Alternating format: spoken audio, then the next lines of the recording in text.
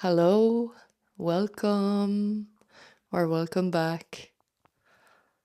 I have a story. I have a story today. Um, and I guess the topic of this video today is how do we deal with hate? Why are people hateful and how do we deal with this?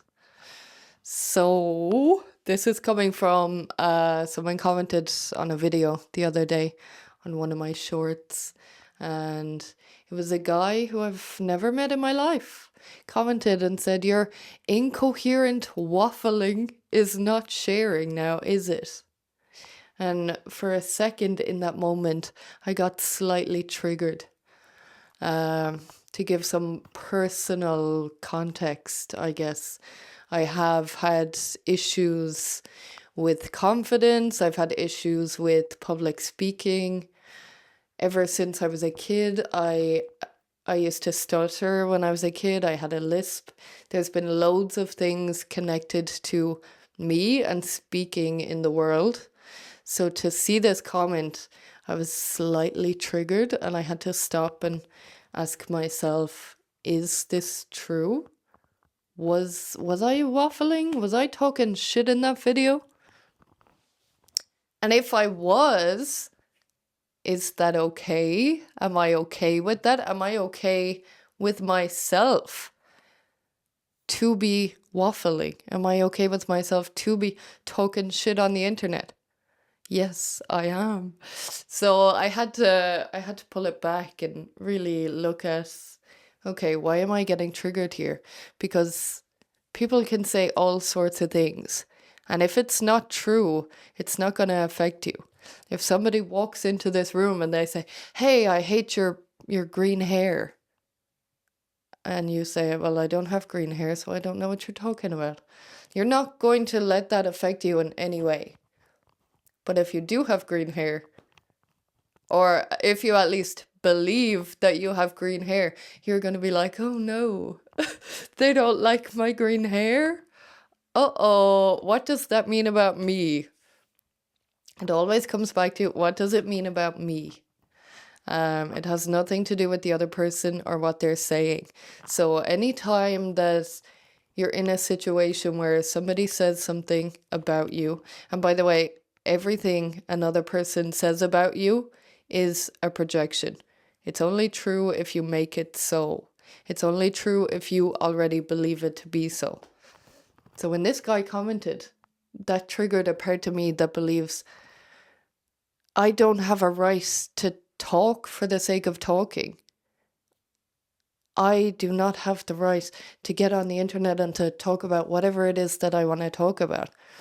But because I've done so much work, I was able to, in that second, be like, wait.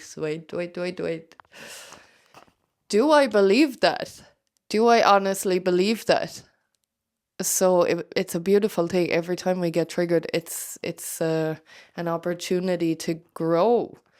And we're always going to get triggered, even if we think we've fully healed a wound, a situation. It's going to come up again and again and again until you feel really okay about it. When I first started posting on TikTok, I got a very similar comment and it threw me at the time. I was like, oh no, maybe I'm not allowed to speak on the internet. Oh no, this one person doesn't like me. What am I going to do? So to bring it back, in that moment, I had to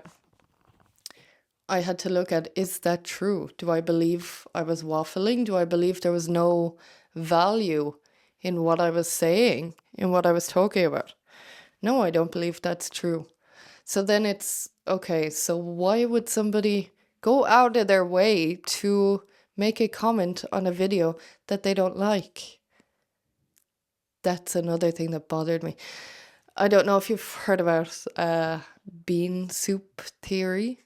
It was a recipe that was posted on the internet for bean soup. And the majority of the comments under it were people saying, but I don't like beans. Can you make another recipe with no beans? Or can you give me an alternative for beans in this? Or I'm allergic to beans. If you don't like something, if you don't like beans, why are you watching a video about bean soup? Why are you watching a recipe video for something you don't like? The same applies to everything else. The internet is like the wild, wild west. People come out of everywhere to tell you how they feel, and they're allowed to do that, and they will continue to do that.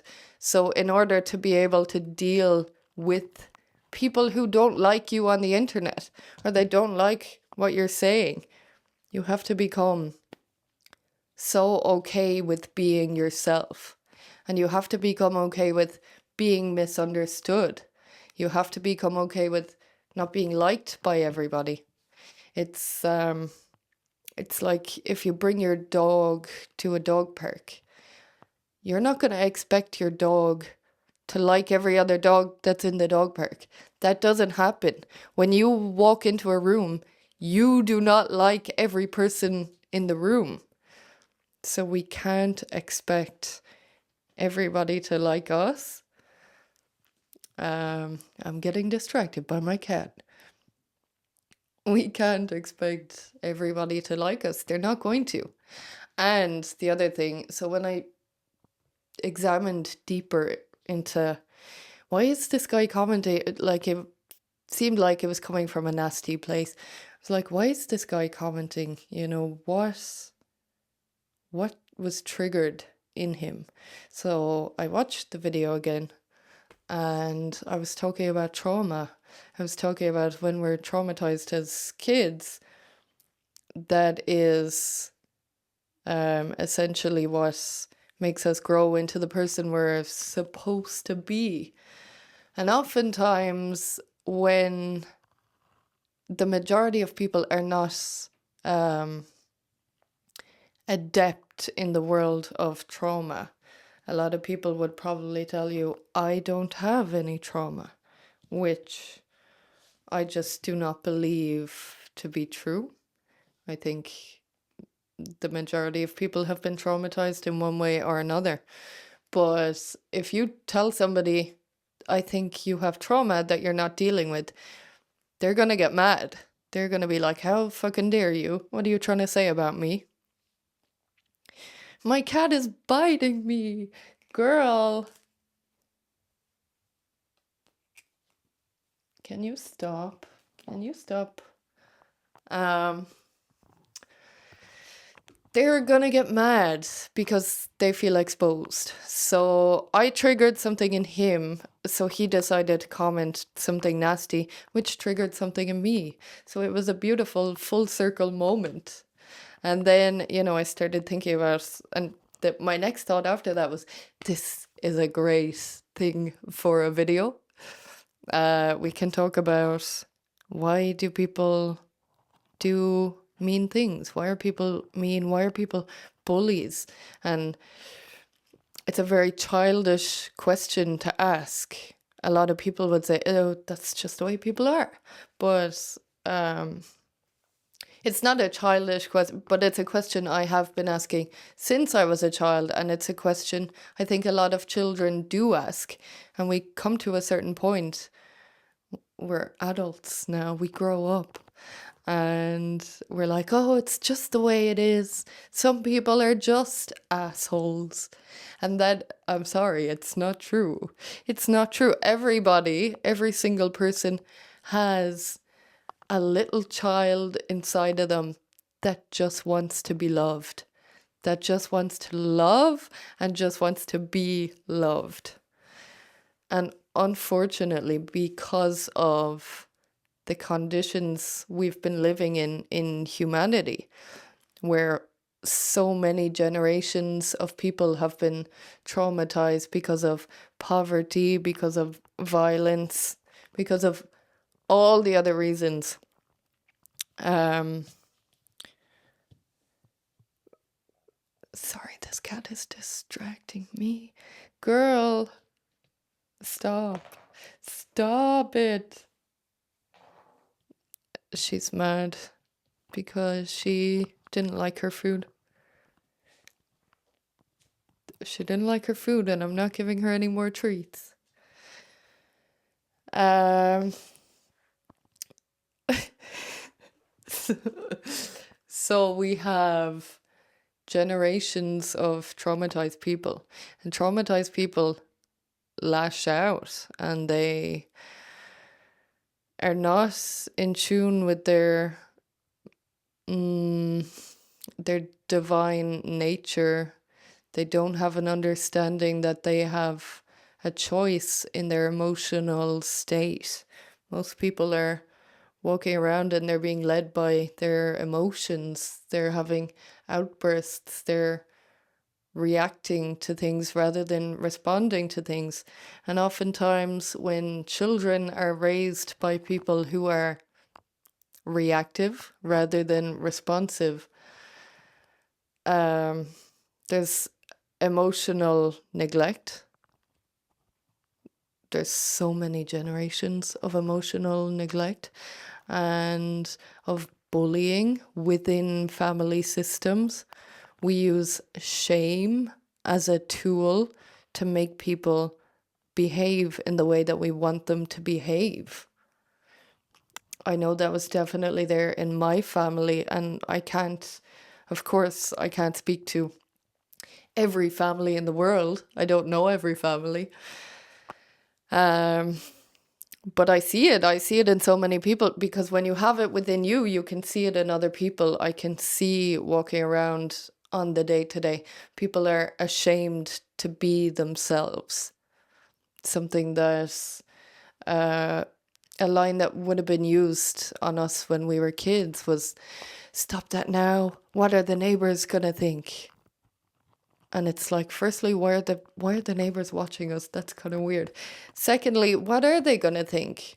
But what that does to a child is, and why does it matter what they think? But what that does to a child is it teaches them that people are watching them all the time and people are going to be disapproving of them in their natural state. That was what was used if we were being too loud, if we were being too excited, if we were, whatever we were doing at the time, it was a way to reel us back in. We were shamed. And the kind of energy behind that comment that I received, that feels like that's where it was coming from. It was like, I'm going to put shame on this person. So I don't know what that person's intent was, but what it felt like was, I'm going to make them feel bad so that they don't do this again. Or I'm going to make them feel bad because they've made me feel bad. And what I was talking about in that video was expressing oneself. When we get triggered by seeing somebody being themselves in their natural state, if we got punished for that when we were children, we're going to want to punish other people that we see being themselves because we weren't allowed to. And that little child is going, it's not fair. It's not fair. They can do it and I can't. If you look at COVID and the pandemic, that was such a good example of how people shame each other into behaving better, into following the rules. If you don't wear your mask, you're gonna kill your grandmother. so extreme, but that's what everybody was doing. Look, regardless of where you stand on the pandemic and everything that happened, but we use shame to keep each other down. And it's so prevalent in the world. Another phrase that was used when I was a kid, I got called a show off all the time. I was always, a really happy child and just going around showing people things that I could do, like doing cartwheels and different things.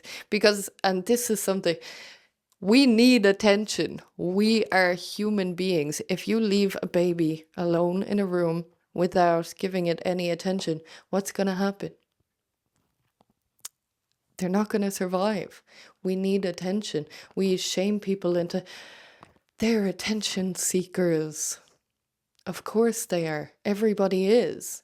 And if you're denying that you are, you're seeking attention in some other way. It's a suppressed desire within you. It's okay to desire attention. It's not a bad thing. That's another way. She's just an attention seeker. What does that mean? That we want to be witnessed by other humans? That we want to be loved? Someone tell me what's wrong with that. What is wrong with that? But anyway, the phrase, who does she think she is? That's another one. That's what that means. Look at them. They love themselves. And we use that as a way of putting somebody back into a box. I heard another one very recently and I really loved it. Adjacent to who does she think she is if she was chocolate, she'd eat herself. And I love that. I love that so much because I would. Why wouldn't I? It's the snake eating itself is the image that comes to mind, except it's a chocolate bar trying to eat itself. Yeah, so the generational trauma, when our parents weren't allowed to express themselves, especially when I think of my parents, but when I think of their parents, that generation, whatever they are, boomers or baby boomers, I'm not sure. Their generation was so repressed and suppressed. They weren't allowed to be children. They were taught to be grown-ups from a very early age. They weren't allowed to make noise. They weren't allowed to talk back. They weren't allowed to question anything. And that got passed on to the next generation. And that got passed on. And it will continue to be passed on until somebody stands up and they say, hang on a second, I'm not doing that to my kids.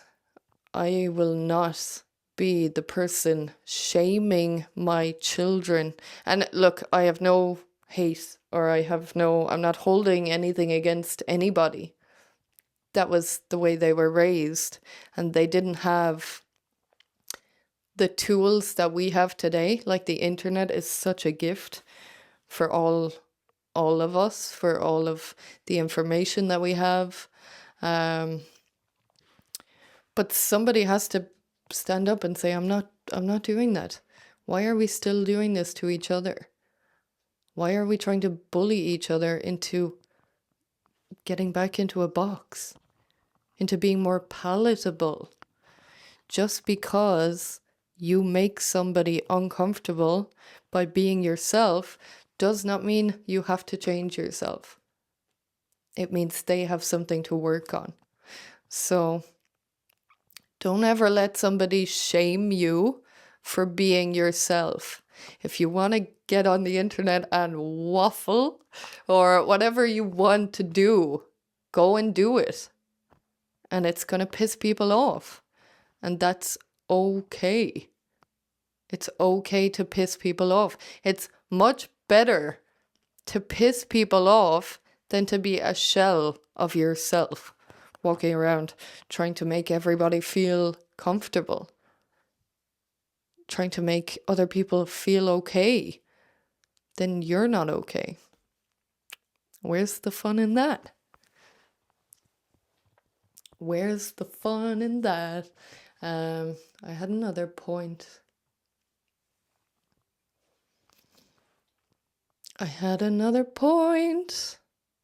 I was thinking about this last night in bed. And I was thinking maybe I should write it down this time. But even if I wrote it down, I wouldn't look at it. I would have written one word down. And then I'd have been looking at the word saying, what did I mean by that? What did I mean? Okay, I can't remember. But I do have I don't know, is it a poem? It's a piece of writing. It's called How I Became a Warrior by Jeff Foster. And I'm just going to read one little part of it. If you're interested, look it up because I love this. But one little part of it.